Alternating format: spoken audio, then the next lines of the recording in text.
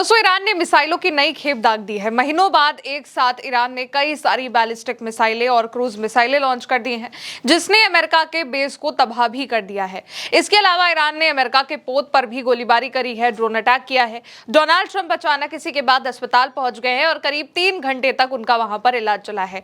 पूरी खबर क्या है, एक एक करके सब पर बात करते हैं।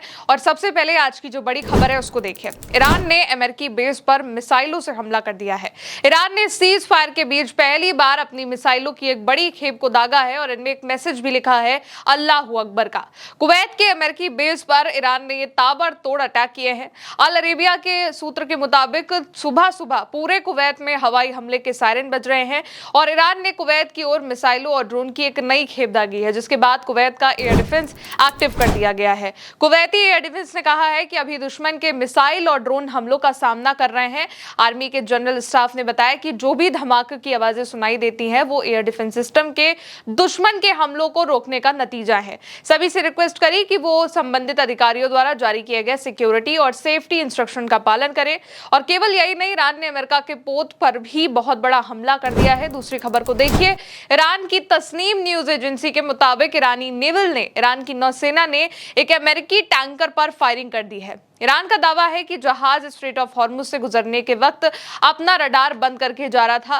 रिपोर्ट में यह कहा गया है कि इसके बाद अमेरिकी की सेना ने बंदर अब्बास के पास एक खाली इलाके में जवाबी फायरिंग करी और इसी घटना में किसी की मौत या नुकसान तो नहीं हुआ, लेकिन इसके बाद अमेरिका के शिप पर अटैक कर दिया गया है। वहीं अमेरिका ने अभी तक इस मामले पर कोई आधिकारिक बयान नहीं दिया है, लेकिन खबर यही है कि ईरान ने अमेरिका के जहाजों पर गोलीबारी करी है और ढाबा बोल दिया है। और अब ये हमला क्यों किया गया है, इसको भी बताते हैं। असल में दोस्तों, तीसरी खबर को देखिए। आज तड़के अमेरिका की सेना ने बंदर अब्बास के हवाई अड्डे के पास एक जगह पर हमला कर दिया था। बंदर अब्बास हवाई अड्डे के पास अमेरिका ने ये जो हमला किया था, इसके बाद 3 जगहों पर बड़े धमाके हुए थे। इसी हमले के जवाब में IRGC ने अपना मिलिट्री ऑपरेशन शुरू करा और एक अमेरिका के एयर स्पेस पर हमला कर दिया। IRGC ने वार्निंग दी कि किसी भी और आक्रामकता का और भी कड़ा जवाब दिया जाएगा और कहा कि भविष्य में होने वाले किसी भी हमले का जवाब जरूर दिया जाएगा, इसलिए ऐसी कोई भी गलती अमेरिका ना करे जिसका जवाब उनको भुगतना पड़ जाए।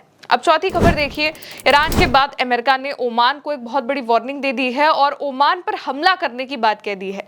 अमेरिका अब ओमान पर हमला कर सकता है। ओमान को उड़ाने की धमकी डोनाल्ड ट्रंप दे रहे हैं। क्लैश रिपोर्ट के हवाले से एक खबर है जिसमें लिखा हुआ है कि ट्रंप ने ओमान को उड़ा देने की बात कही है, धमकी दी है। ट्रंप ने कहा है कि स्ट्रेट ऑफ हॉर्मुज सभी के लिए खुला रहेगा और उस पर किसी का भी कंट्रोल नहीं होगा, हम उस पर नजर रखेंगे। आगे कहा कि ओमान को भी बाकियों की तरह ही बर्ताव करना होगा, वरना हमें उसे उड़ा देना पड़ेगा। ट्रंप ने कहा कि ये अंतर्राष्ट्रीय समुद्री रास्ता है और यहाँ किसी एक देश का कब्जा नहीं हो सकता। दुनिया के सारे जहाजों को यहाँ से गुजरने की आजादी होगी। ट्रंप ने कहा कि हम इस पर नजर रखेंगे, लेकिन इसे कोई कंट्रोल नहीं करेगा। ईरान इसे कंट्रोल करना चाहता है, लेकिन ऐसा नहीं होगा। ये अंतर्राष्ट्रीय जल क्षेत्र है। ओमान को भी बाकी देशों की तरह ही व्यवहार करना चाहिए, नहीं तो हम उस पर हमला कर देंगे। इससे पहले ट्रंप ने कहा था कि ईरान को यह लगा था कि वो बातचीत से पीछे हट जाएंगे, लेकिन अब तेहरान के पास समझौता करने के अलावा कोई ऑप्शन नहीं है। तमाम ये स्टेटमेंट जो है वो डोनाल्ड ट्रंप ने दिए हैं। और यही नहीं, इसी धमकी के बाद ट्रंप ने एक और ऐलान भी किया है। पांचवी खबर को देखिए दोस्तों। अमेरिका ने ईरान पर पर्शियन गल्फ स्ट्रेट अथॉरिटी पर बैन लगा दिया है, जो स्ट्रेट ऑफ हॉर्मुज से जहाजों के गुजरने के अनुरोधों की देखरेख करती है।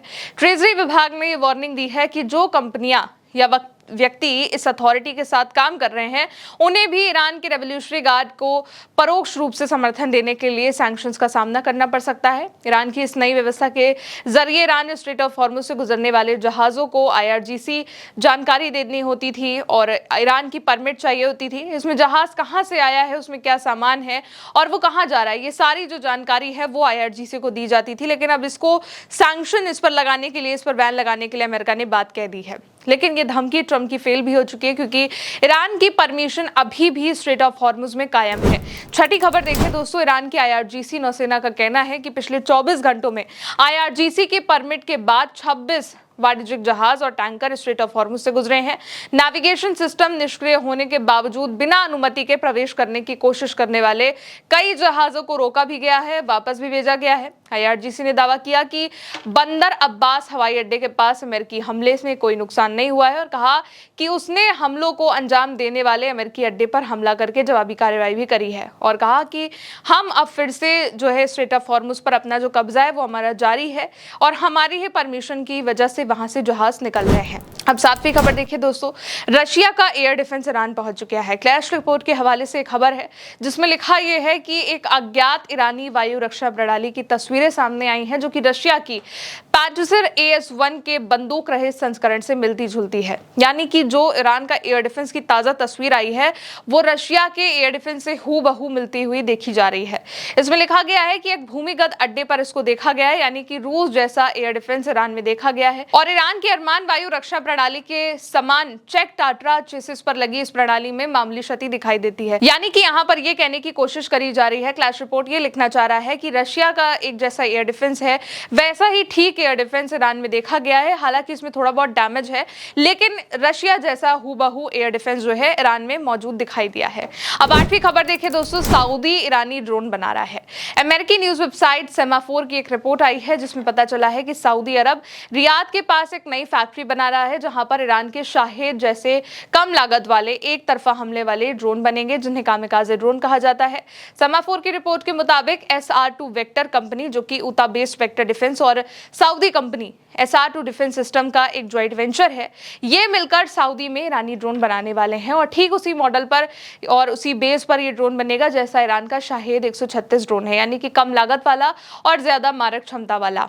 ड्रोन का नाम स्काई वेस्प रखा गया है जो कि वेक्टर डिफेंस द्वारा डेवलप किया गया है और इसकी जो रेंज है वो 1500 किलोमीटर के बाद की तक की, यानी कि सऊदी के अगर उत्तर पूर्वी तट से इसको हिट किया जाए तो ये तेहरान तक पहुंच सकता है।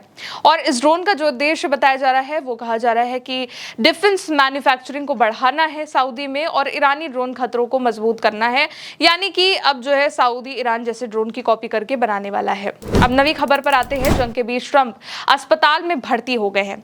असल में 26 मई को Walter read national military medical centre में ट्रंप अचानक अपना मेडिकल चेकअप कराने के लिए पहुंच जाते हैं और वहां पर 3 घंटे से ज्यादा उनका इलाज चलता है।